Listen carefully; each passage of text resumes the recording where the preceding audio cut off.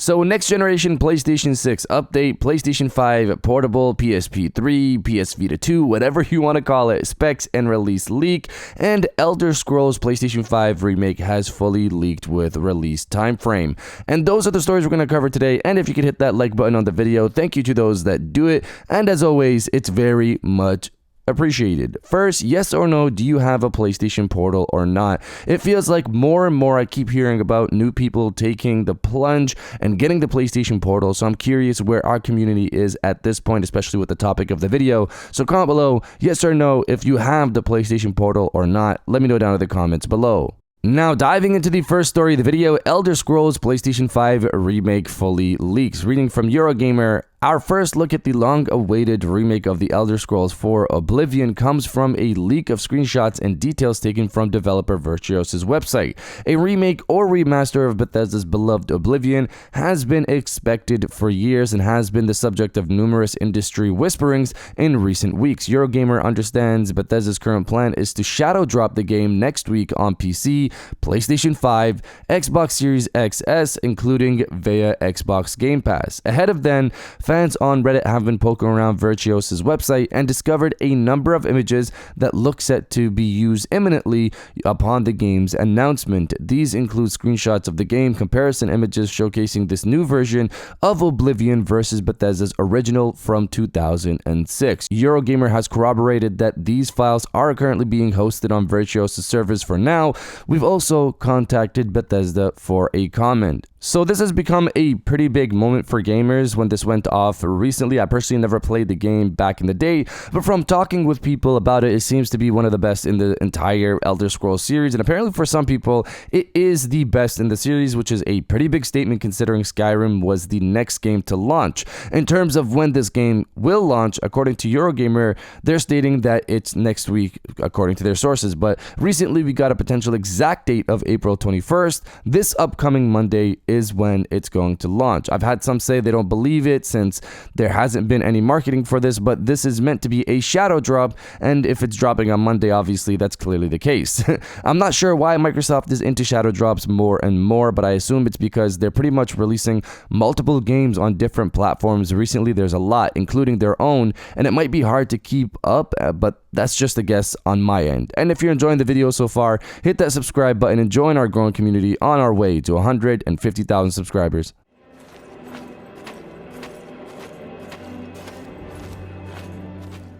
And now diving into the final story of the video, PlayStation 5 portable specs leak and launch timeframe along with the next generation PlayStation 6. So we've known for some time now that the PlayStation 6 is in the works. Sony is set to do their chip fabrication for testing later this year, and if all goes well, the console should launch in holiday 2027. We've talked about potential specs for the console as well, UDNA GPU, Zen 5 or 6, CPU, etc. That's the PlayStation 6. You can check out previous videos on that. We've talked about that in terms of what we know so far. Here, I want to focus on the next PlayStation handheld console because it's gotten a bit interesting. Recently, Kepler L2 has been sharing some information on the handheld, some stuff we've heard before, and some I don't think we have. So let's dive into all of this. First up is the chip in the handheld. According to Kepler, it's going to be a 3nm 15-watt chip. The 15-watt obviously is the power consumption. You have more of that, you have more power you can access, which is why something like the Switch 2 runs better in docked mode. Now, comparing the chip size,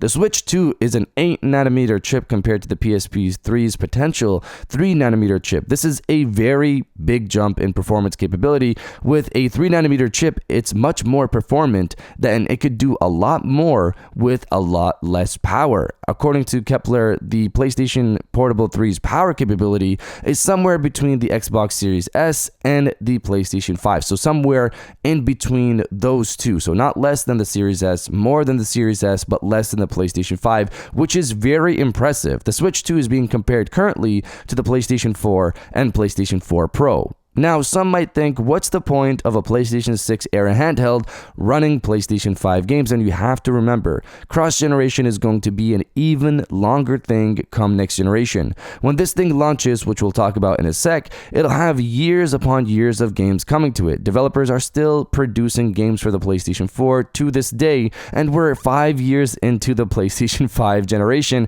and the PlayStation 4 launched with outdated hardware all the way back in 2013. The PlayStation 5, however, launched with new hardware in 2020, so think about how much longer the PlayStation 5, PlayStation 6 cross-generation will potentially last. You'll have games to play.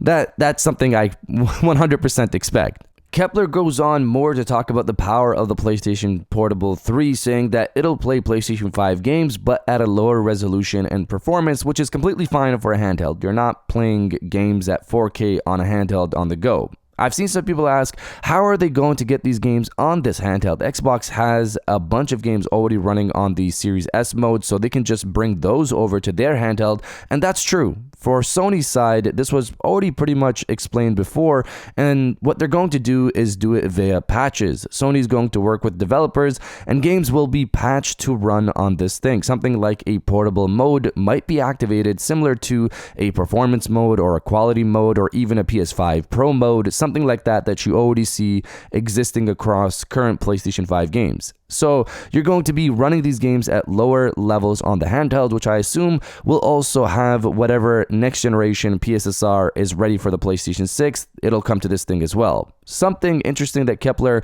mentioned also is that the chip in this handheld is not something similar to the PlayStation 6 chip, which we understood was potentially going to be the case. Apparently, it's going to be something else that's designed to run on lower voltages, which is what you want, obviously, for a handheld chip, but I don't think before we heard that it was going to be something different than what's in the PlayStation 6. This has me wondering if this handheld will run on ARM architecture, considering we had that job listing last year about Sony wanting to run their games on different architectures, but of course we'll have to wait and see on that front. And now getting into the final part of the video, the launch timeframe for the next PlayStation handheld, which was exciting to read because I honestly thought this thing would launch later in the PlayStation 6 era, but I was hopeful it could launch alongside the PlayStation 6. So according to Kepler, the PlayStation Portable 3's chip fabrication is going to happen a few months after the PlayStation 6, so in early 2026. If we're going by the same timeline Kepler put for the PlayStation 6, then the PlayStation Portable 3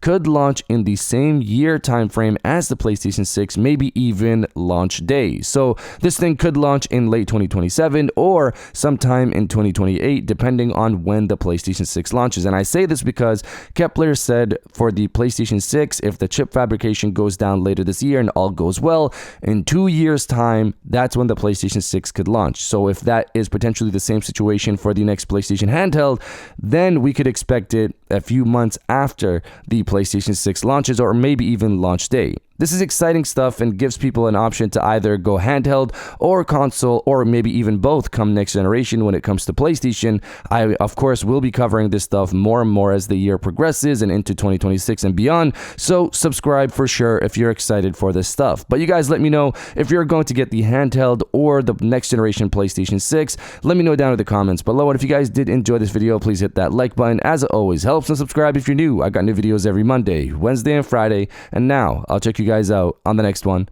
And welcome back to the after show. This is the part of the video where we have a little fun down in the comments below. If you're old, welcome back. If you're new, welcome. For today's thing, what I want you guys to do is to body, obliterate, destroy, and overall harass the comment section with next gen is on the way. The PlayStation 6, the next generation PlayStation handheld are clearly in the works and set to come out in the next few years. I'm excited for that stuff. If you are as well, destroy the comment section with next gen is on the way, and I'll definitely heart those comments like I always do because I appreciate everybody who stays to the end of my videos. And now I'll check you guys out on the next one.